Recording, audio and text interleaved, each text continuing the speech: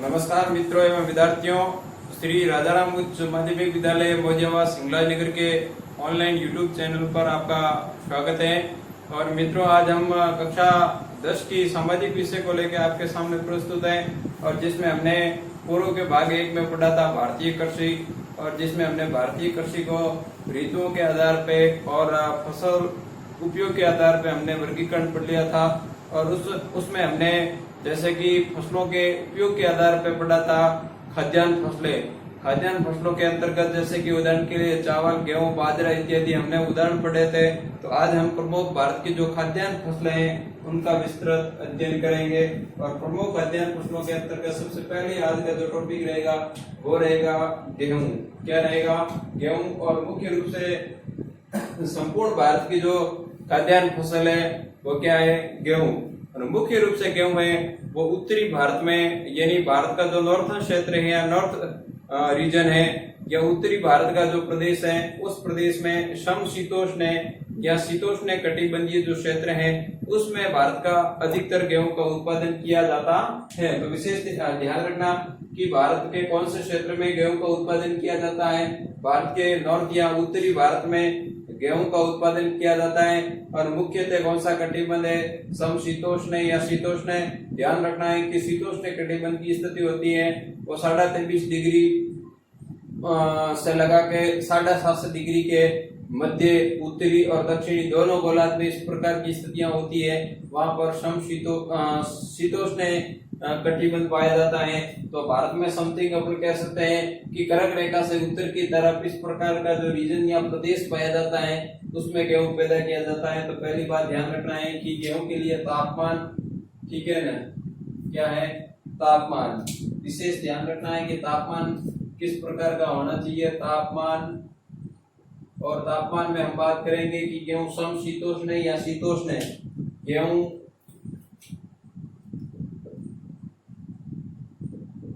गेहूं समशीतोष्ण, ठीक है ना, गेहूं समशीतोष्ण या गेहूं समशीतोष्ण या शीतोष्ण कटिबंधीय, शीतोष्ण कटिबंधीय, शीतोष्ण कटिबंधीय फसल है। क्योंकि जो शीतोष्ण कटिबंधीय या समशीतोष्ण क्षेत्र है उन क्षेत्रों में मुख्य रूप से जो गेहूं की फसल है वो प्राप्त की जाती है। उसके बाद है कि यहाँ पर भारत की अगर बात की जाती है, मुख्य रूप से हमने ऋतुओं के आधार पर फसलों का वर्गीकरण पढ़ा था या कृषि का। उसमें हमारे एक शब्द आया था खरीफ की फसल। उसके बाद द्वितीय नंबर की आई थी रबी की फसल। उसके बाद तृतीय नंबर की आई थी जायद की फसल। तो यहाँ पर मुख्य रूप से जो गेहूं मैंने आपको बताया था कि शीत ऋतु, कौन सी ऋतु में? शीत ऋतु में। और मुख्य रूप से जो गेहूं बोने की अवधि है वो अक्टूबर से लगाकर नवंबर और मार्च से लगा के अप्रैल महीने में गेहूं की फसल को क्या कर दिया जाता है? काट दिया जाता है। तो यहाँ पर गेहूं कौन सी फसल होगी? गेहूं है वो रबी की फसल होगी। इसका भी विशेष ध्यान रखना है कि भारत में बात कर रहे हैं, ठीक है, हम दूसरे देशों की बात नहीं कर रहे हैं, भारत में कर रहे हैं कि भारत में रबी की फसल है, ठीक है। कौन सी फसल? गेहूं।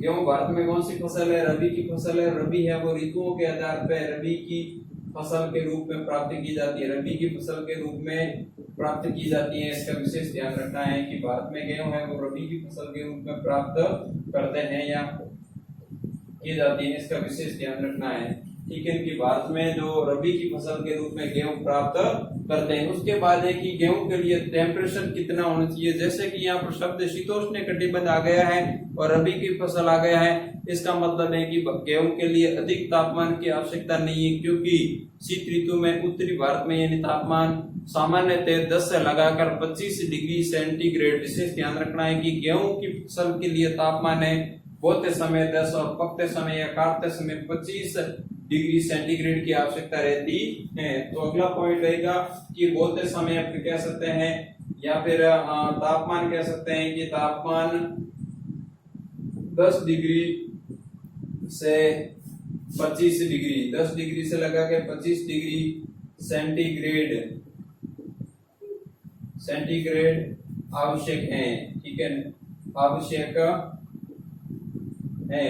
तो विशेष ध्यान रखना, बढ़िया प्रश्न यहाँ पर बोर्ड में काफी शानदार प्रश्न बनता है। शायद इस बार 12th बोर्ड में इस प्रकार का एक प्रश्न आया था, वो भी गेहूं के लिए। तो इस प्रकार से ध्यान रखना, इस पार्ट से बढ़िया प्रश्न बन सकता है।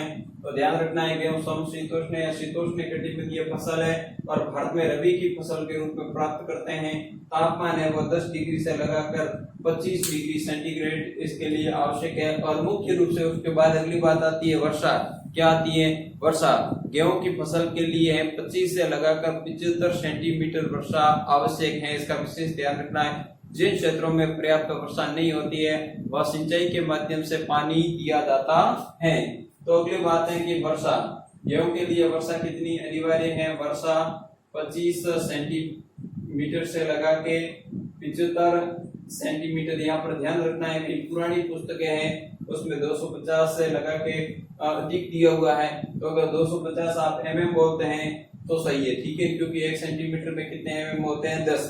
तो यहाँ पर 25 सेंटीमीटर में कितने हो जाएंगे? 250 mm से लगा के 750 mm बोलते हैं तो सही है। ध्यान रखना है कि वर्षा 25 सेंटीमीटर से लगा के 75 सेंटीमीटर तक आवश्यक है। अगर जिन क्षेत्रों में ये वर्षा पर्याप्त नहीं होती है उन क्षेत्रों के अंतर्गत है वो सिंचाई के माध्यम से पानी दिया जाना आवश्यक होता है। उसके बाद एक ही अगली बात आती है कि गेहूं के लिए किस प्रकार की मिट्टी, हल्की दोमट, विशेष ध्यान रखना है किस प्रकार की होती है? हल्की दोमट व चिकनी मिट्टी, इसका ध्यान रखना है कि गेहूं के लिए किस प्रकार की मिट्टी आवश्यक है।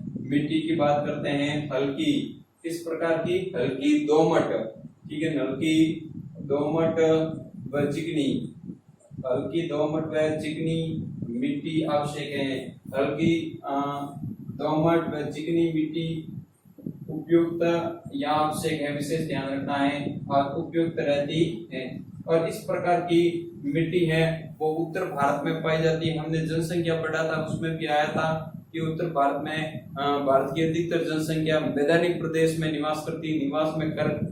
मैदानी प्रदेश में निवास करने का सीधा सा कारण आता है कि यहाँ पर क्या है? कृषि योग्य भूमि अधिक है। तो यानी यहाँ पर जो मैदानों का वर्गीकरण पड़ता है, खादर है, बांगर है, भाबर है, तराई, उसमें जो खादर प्रदेश होता है वो इस प्रकार की मिट्टियों से युक्त होता है। तो विशेष ध्यान रखना है कि हल्की दोमट व चिकनी मिट्टी है वो कौन सी फसल के लिए आवश्यक है? गेहूं के लिए। और उसके बाद है कि संपूर्ण भारत का मैं जो राज्यों के नाम बता रहा हूँ उन राज्यों में संपूर्ण भारत का 70%, कितना प्रतिशत? 70% है वो गेहूं का उत्पादन है उन राज्य में किया जाता है। सबसे पहला जैसे कि राज्य की बात करते हैं कि भारत का पंजाब, ठीक है, भारत का 70% गेहूं, भारत का 70% गेहूं कौन सा राज्य? पहला पंजाब। कौन सा राज्य है? पंजाब। और पंजाब की अगर बात करते हैं कितना? संपूर्ण भारत का 21%, कितना प्रतिशत है? 21%। और सेकंड नंबर का हरियाणा जो कि संपूर्ण भारत का कितना? 6%। पंजाब है वो कितना प्रतिशत उत्पादन करता है? 21%। और उसके बाद सेकंड नंबर का कौन सा राज्य है? हरियाणा। कौन सा राज्य है? हरियाणा, जो कि संपूर्ण भारत का कितना करता है? 6%, कितना करता है? 6%। और उसके बाद अगला राज्य है उत्तर प्रदेश। कौन सा राज्य है?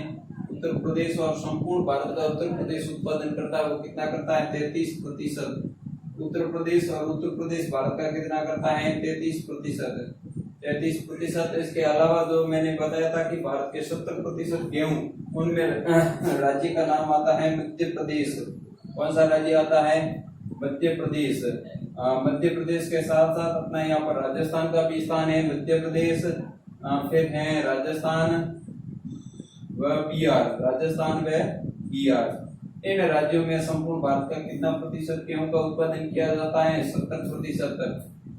बिहार में किया जाता है, ठीक है, बिहार में किया जाता है। विशेष ध्यान रखना, बढ़िया प्रश्न आ सकता है कि संपूर्ण भारत का 70% उत्पादन है वो कौन कौन से राज्य से किया जाता है? पहला ध्यान रखना पंजाब यानी 21%। उसके बाद सेकंड नंबर का हरियाणा 6%। उसके बाद है तीसरे नंबर का है वो कौन सा है? अपने उत्तर प्रदेश 33%। उत्तर प्रदेश के साथ साथ ये मध्य प्रदेश, राजस्थान, बिहार, इन संपूर्ण राज्य जो जितने नाम है इनमें संपूर्ण भारत का 70% गेहूं का उत्पादन किया जाता है। उसके बाद है राजस्थान। राजस्थान में मुख्य रूप से जैसे कि गंगानगर जिला, कौन सा जिला? गंगानगर। राजस्थान में गेहूं,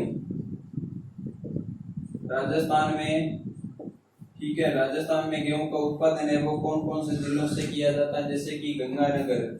उसके बाद है गंगानगर के बाद कौन सा जिला? हनुमानगढ़। गंगानगर, गंगानगर, उसके बाद है हनुमानगढ़, हनुमानगढ़ के बाद है अलवर और भरतपुर, अलवर,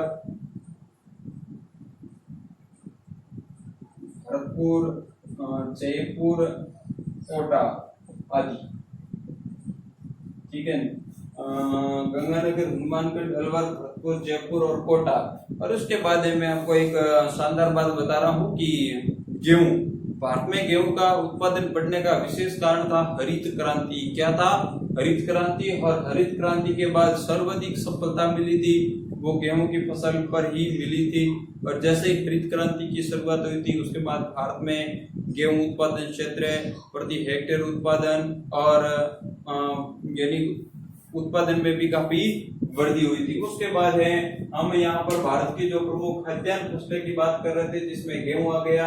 गेहूं का विशेष ध्यान रखना है कि टेम्परेचर, इतना ही ध्यान रखना है, ज्यादा नहीं कि टेम्परेचर किस प्रकार का, तो इस प्रकार के क्षेत्रों के लिए शीतोष्ण या समशीतोष्ण जो जलवायु उपयुक्त रहती है, इस प्रकार की जलवायु भारत में उत्तरी क्षेत्र में पाई जाती है। फिर ये कौन सी फसल है? रबी, मैंने बता दिया अक्टूबर से नवंबर में बोई जाती है, मार्च से अप्रैल में क्या की जाती है? काटी जाती है। उसके बाद 10 डिग्री बोते समय, पकते समय 25 डिग्री से सेंटीग्रेड टेम्परेचर आवश्यक रहता है। और मिट्टी किस प्रकार की? हल्की दोमट व चिकनी मिट्टी आवश्यक रहती है जैसे कि खाद्य प्रदेश में पाई जाती है। उसके बाद भारत में 70% गेहूं है।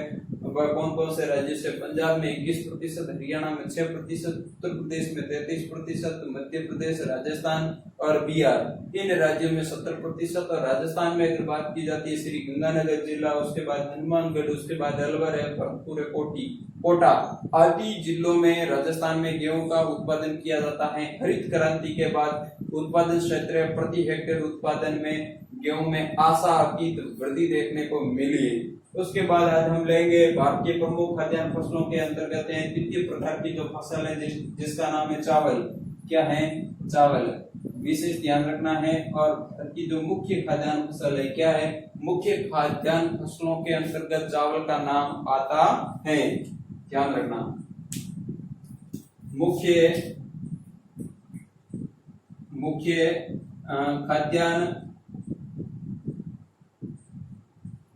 खाद्यान्न फसलें में, मुख्य खाद्यान्न फसलों में, ठीक है, फसलों में चावल का स्थान आता है। ठीक है, चावल का स्थान आता है। अगर हम खाद्यान्न की जो फसलें हैं यानी इस प्रकार की फसलें जिनसे हमने पहले परिभाषा पढ़ ली, खाद्यान्न फसलें किसे कहते हैं? इस प्रकार की फसलें जिनसे हमें भोजन या खाने के लिए सामग्री प्राप्त होती है इन्हें खाद्यान्न फसलें कहते हैं। तो खाद्यान्न फसलों में गेहूं का स्थान और उसके बाद चावल का स्थान भी क्या है? महत्वपूर्ण है। और इस प्रकार की फसल है वो अधिकांश भारत में, कौन से भारत में? अधिकांश भारत के क्षेत्रों में है। वो कौन सी ऋतु में? वर्षा ऋतु में बोई जाती है। इसी कारण यहाँ पर गेहूं कौन सी फसल हो जाएगी? ऋतुओं के आधार पे यहाँ पर गेहूं हो जाएगी वो खरीफ की फसल हो जाएगी। कौन सी फसल हो जाएगी? खरीफ की फसल। यानी ये फसल यानी कौन सी फसल है? ये जो चावल की फसल है वर्षा ऋतु में, ठीक है ना, वर्षा ऋतु में देश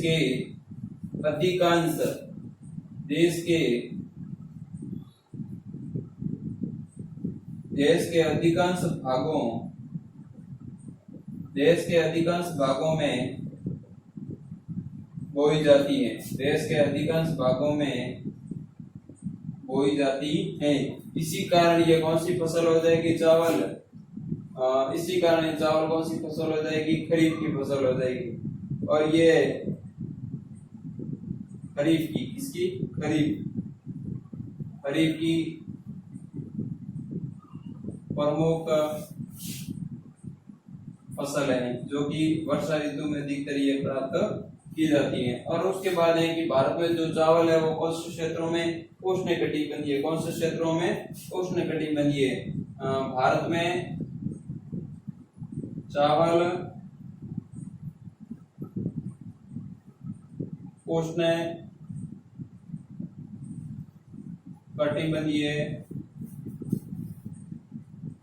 उष्णकटिबंधीय भागों में बोई जाती है।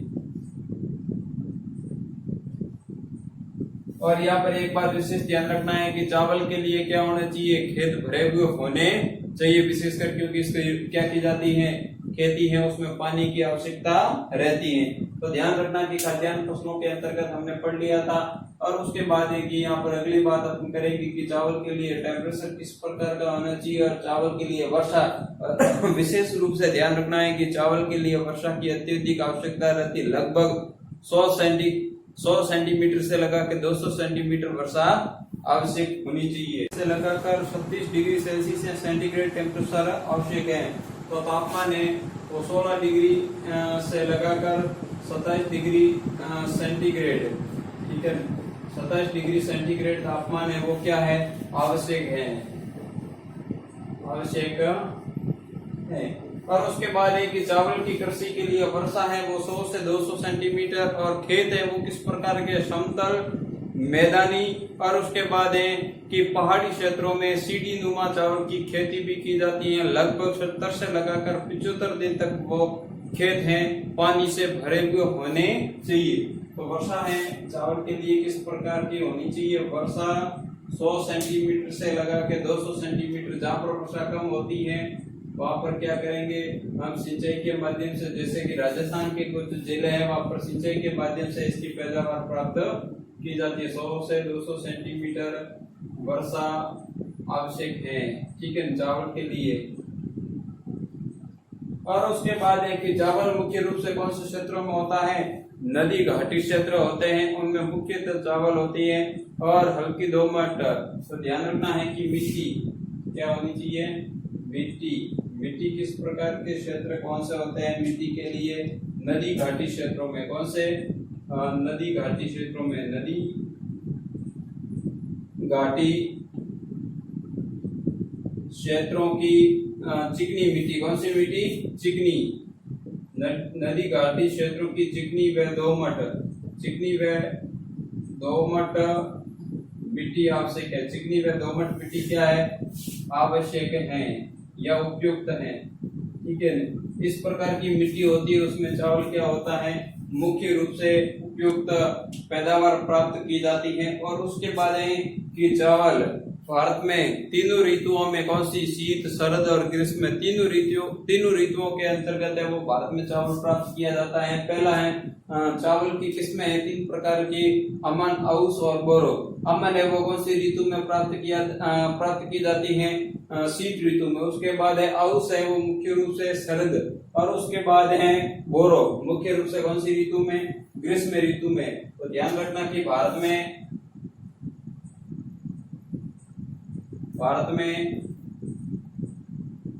ऋतुओं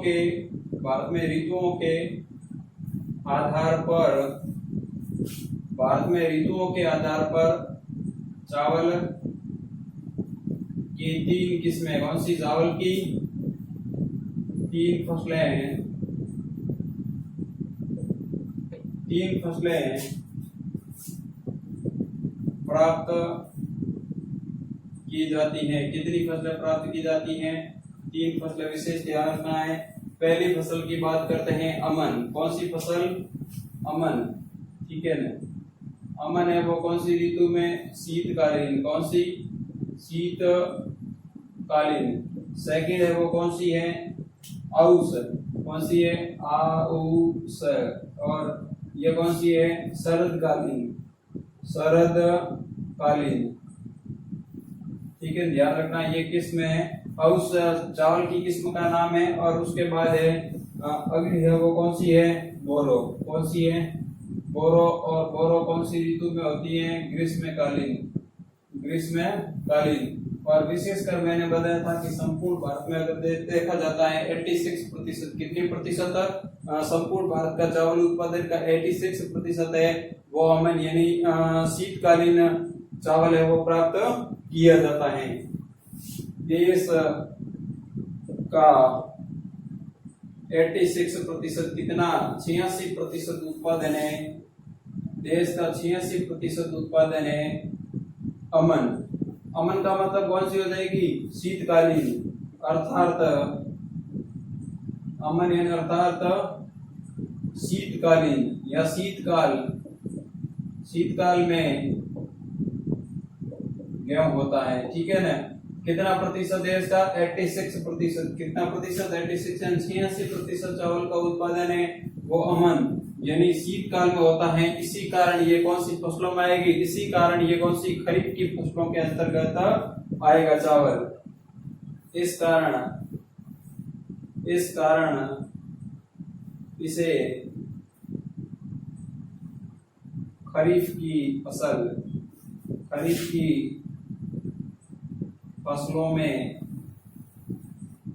माना जाता है या रखा जाता है, ठीक है ना, रखा जाता है। चावल कौन सी है? खरीफ, क्योंकि अधिकतर है वो कौन सी? यानी शीत ऋतु के अंतर्गत प्राप्त की जाती है। और उसके बाद है कि देश के कुल 90% उत्पादन में अगर देखा जाता है तो उनको कौन कौन से राज्यों का आता है? देश में कुल उत्पादन का कितना प्रतिशत? 90% अगर देखा जाता है तो सबसे पहला स्थान है वो कौन से राज्य का आता है? पश्चिम बंगाल का। कौन सा राज्य आता है?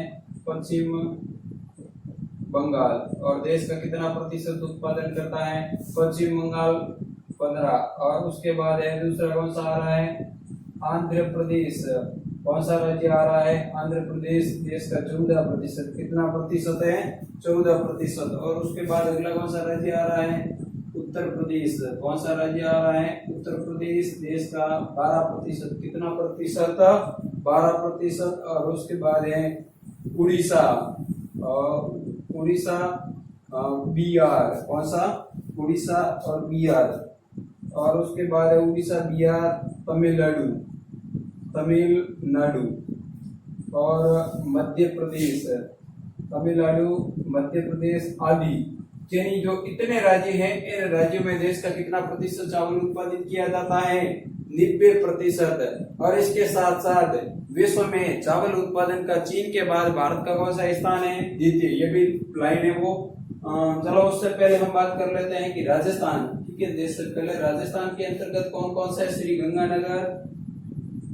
राजस्थान कौन कौन से जिले जो चावल उत्पादन करते हैं? गंगानगर। उसके बाद हमने गेहूं में पढ़ा था सेम, हनुमानगढ़। गेहूं उत्पादन में भी हनुमानगढ़। उसके बाद है कोटा, बूंदी। ध्यान रखना है कि राजस्थान में मुख्यतः इन जो जिलों में है वो सिंचाई के माध्यम से इन फसलों को पानी दिया जाता है और चावल का उत्पादन किया जाता है। उसके बाद हम विश्व में उत्पादन की दृष्टि से देखते हैं। कहां पर? विश्व में भारत का उत्पादन में यानी चावल उत्पादन में चीन के बाद, किसके बाद? चाइना के बाद द्वितीय स्थान है। कौन सा स्थान है? द्वितीय स्थान। विशेष ध्यान रखना है कि चाइना के बाद भारत का कौन सा है विश्व में? द्वितीय स्थान है। तो ध्यान रखना है कि उष्णकटिबंधीय चावल मुख्य फसल है। टेम्परेचर है वो 16 से लगाकर 27 डिग्री। और इनके लिए वर्षा है वो 100 से 200 सेंटीमीटर। जहाँ पर वर्षा कम है वहां पर सिंचाई के माध्यम से। और उसके बाद है कि नदी घाटी क्षेत्रों में हल्की चिकनी दोमट मिट्टी की आवश्यकता रहती है। फिर भारत में ऋतुओं के आधार पर 3 प्रकार के चावल की किस्में प्राप्त की जाती है। सबसे पहले अमन जो कि शीत, फिर है औस, शरद, और उसके बाद है बोरो है ग्रीष्मकालीन। भारत में अधिकतर चावल है 86% चावल है वो अमन यानी शीतकालीन ऋतु में प्राप्त किया जाता है। इसी कारण चावल को खरीफ की फसल में माना जाता है या रखा जाता है। और संपूर्ण भारत की अगर बात की जाती है 90% उत्पादन में पश्चिम बंगाल है, आंध्र प्रदेश, उत्तर प्रदेश, उड़ीसा, बिहार, तमिलनाडु, मध्य प्रदेश इन राज्यों का स्थान है। साथ साथ में राजस्थान में श्री गंगानगर, हनुमानगढ़, कोटा, बूंदी इन जिलों में सिंचाई के माध्यम से चावल का उत्पादन किया जाता है। साथ ही विश्व में उत्पादन की दृष्टि से भारत का कौन सा स्थान है? चाइना के बाद, चीन के बाद द्वितीय स्थान है। धन्यवाद। कल पढ़ेंगे।